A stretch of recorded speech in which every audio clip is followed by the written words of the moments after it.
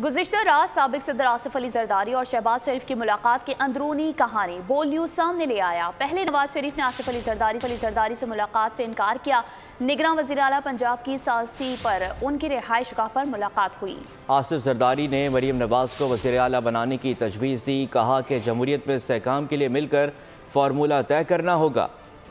हुकूमत साजी के लिए सियासी राब्तों में तेजी। गुज़िश्ता रात आसिफ जरदारी और शहबाज शरीफ की मुलाकात में क्या बातचीत हुई, अंदरूनी कहानी सामने आ गई। सियासी रहनुमाओं में गिले शिकवे भी हुए। शहबाज शरीफ ने कहा पीपल्स पार्टी क़यादत ने बेजा तनकीद की। मुफाहमत के बादशाह आसिफ जरदारी ने जवाब दिया वो इलेक्शन का हिस्सा था, भूल जाएं। बोले मियाँ साहब आप भी जलसों में पीपल्स पार्टी पर तनकीद करते रहे, हुकूमत साजी के लिए मामला तय करना चाहिए। साबिक सदर ने मरियम नवाज को वजीर आला बनाने की तजवीज़ दे दी। जमहूरियत में इस्तेहकाम के लिए मिलकर फार्मूला तय करने पर जोर दिया। शहबाज शरीफ ने कायद नून लीग नवाज शरीफ से मुशावरत करने के लिए वक्त मांग लिया। ज़राए के मुताबिक दोनों जमातें मुशावरत के बाद बातचीत आगे बढ़ाएंगी।